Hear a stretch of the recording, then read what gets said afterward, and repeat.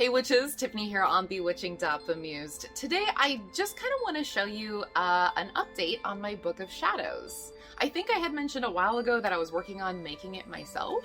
It has turned out, I'm really excited with how it's turned out. It's still a work in progress, especially like the insides. When you see it, you'll notice that there's like not that many pages in it.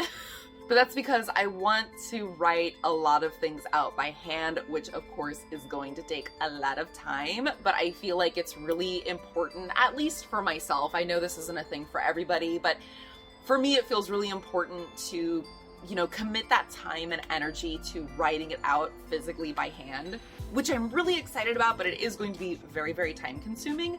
Now this is just sort of an update on it. You're more than welcome to kind of use this as an instructional guide, but to be perfectly honest, I kind of messed up and I just kind of took pictures of everything as I went, as opposed to getting video of everything and sort of writing down detailed instructions, especially because, you know, this is the first time I've ever actually made a book, like an actual hardcover book on my own, and I cannot believe how well it turned out. We'll see if it's still with us 10 years from now.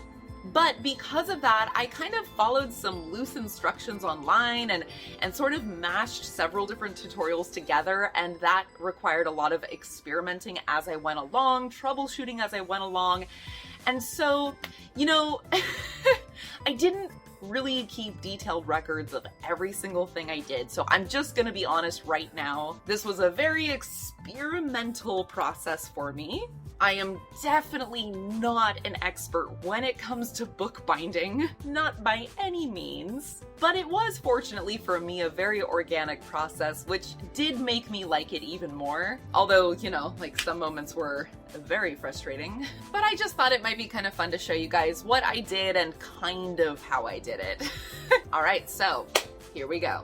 So I did do quite a bit of research. A lot of it was on a bookbinding subreddit that I found. I will go ahead and post a link for that in the description box below in case you are curious about, you know, looking up how to do this yourself.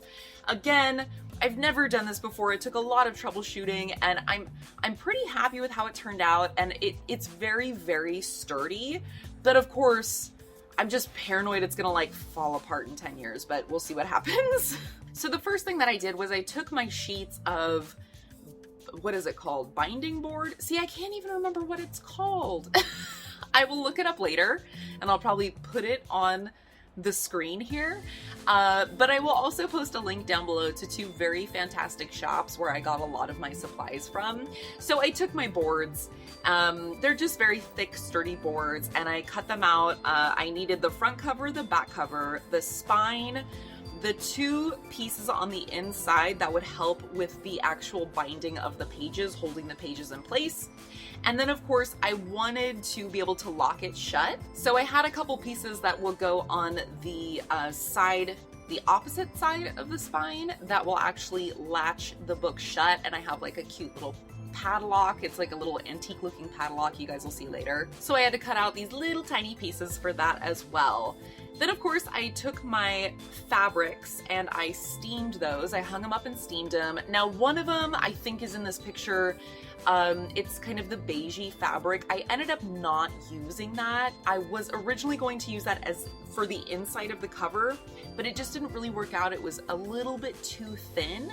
So I ended up using some scrapbooking sheets that I really liked instead. So I cut out the board, I cut out the fabrics, and then I just sort of taped the boards together loosely of how they would come together in the book shape. That just helped me line them up properly, as well as figure out, you know, how far apart do these pieces need to be so they stay relatively close together, but there's still that flexible room in between the two edges that meet between, you know, the front cover and the spine, or the spine and the back cover, so they can still bend opening and closing. I honestly think the hardest step of all of this was cutting that board. That was probably the hardest step. So anyway, I then went on to just glue it. I made sure that as I was gluing it, I didn't want to leave a bunch of bumps all over, you know, when you use something like, especially like hot glue gun. If you just use a bunch of lines everywhere, it kind of dries in like bumpy lines. So I took an old sponge brush and used that to smooth it out. That way I didn't have any of those bumpy textured lines, but also to make sure that glue covered every spot of the cover, as well as the spine. Now, the glue drying process was the longest part of the whole process altogether. Understandably, this glue, you typically have to wait a minimum of 12 hours, and I wanted to really make sure it was fully dry before messing with it at all. But I was able to get a few other things prepared in the meantime, so I put together several different bookmarks just out of ribbon and some charms. I also had to create the screw post pieces. Now, screw posts are really, really cool because I wanted something. You know, I felt like binder rings just felt a little too clunky and modern for my taste personally, but I did really want the ability to take pages out, put pages in, reorganize as I went along. So these aren't quite as convenient as binder rings, but they still get the job done. So I had to get these pieces for the inside of the book that the screw posts would go into. They would thread into these pieces would be attached to the book, and then of course thread through the page and then go out the other piece. And they would sort of clamp the pages in place. Now originally I tried to do this with some of the same board that I used for the cover, but it just didn't quite work out. So I ended up just getting a really sturdy cardboard box and cutting pieces out of that. But because I also use this really thick brocade fabric to wrap it in, they're still pretty sturdy. So I got those prepared. It basically looks like a strip.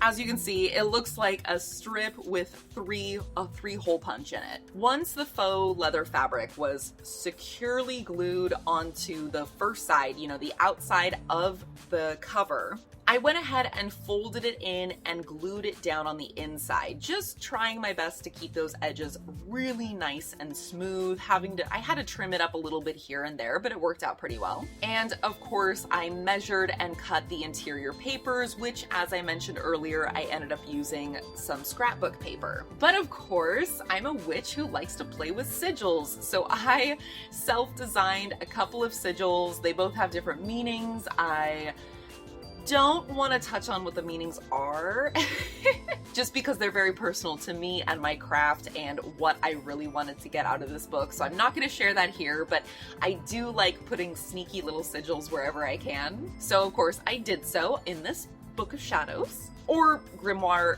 I know they mean different things, Book of Shadows and grimoire, but personally, for my own personal collection, I use them kind of interchangeably. So I also had to cut out some more scrapbooking paper to cover the inside of the spine as well, since some of it is going to be visible. So first I went ahead and I attached the screw post fabric to the spine.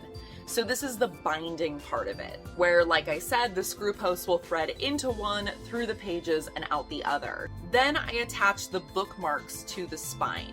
I made sure to lay them out nice and neat, you know, glue them down so I had different ones for different sections.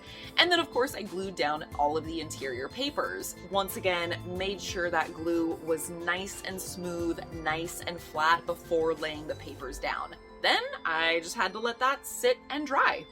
I think I forgot to mention this earlier, but I did tell you guys that I cut out little tiny tabs to create a little flap where I could lock the book shut. So the part that I forgot to mention was that I, of course, glued fabric over those and then let that dry. I did that much earlier on in the process. And then what I ended up doing was screwing the fabric directly onto the cover because that bookbinding board is nice and thick. So I was able to use these little tiny screws to nail it down. Now, I'm not 100% happy with the look of this. I might find some decorative hardware to put on this later, but honestly, I'm okay with that. It's something that I kind of like the idea of this book evolving and changing a little bit over time. So I'm not 100% on the look of it right now aesthetically, but it's totally functional. And then of course, I've got this little snap lock on there. I have that cute little padlock I can use to lock it up. I applied my corner hardware on the corner of the covers. Part of that is to protect those corners.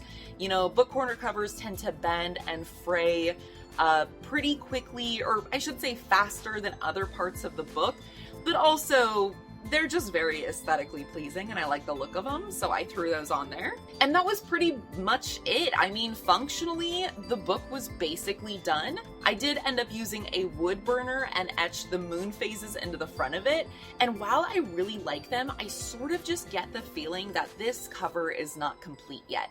And maybe that's just a piece of decorative hardware that goes over those screws that I mentioned earlier. Maybe it's a different design. Maybe I cover up this design entirely with a different piece of hardware.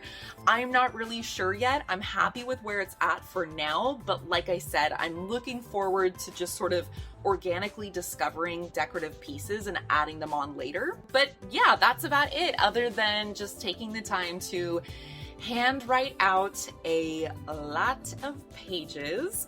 I do have a few in here already that I either designed on my computer and printed off, or I glued, you know, different pieces together to put a particular collage together. You know, I did one to honor Hecate, and some of them are just sort of like dividers to show different categories in the book, and I wanted to make those ones look extra pretty and special.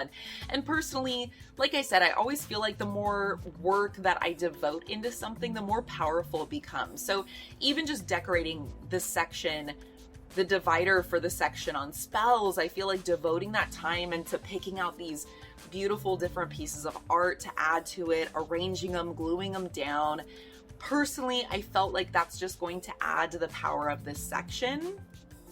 And it sort of honors what is going into that section as well. For me, the reason I wanted this to be deeply personal and I wanted to put all this work in and I wanted to be able to reorganize it time and time again is because to me, I want this book to be a lifelong process. My craft is always evolving and changing, so I absolutely expect my Book of Shadows and or grimoire to do so as well. You guys are you're kind of just seeing the bare bones of what these pages are. I mean, I put 3 inches of screw posts in there.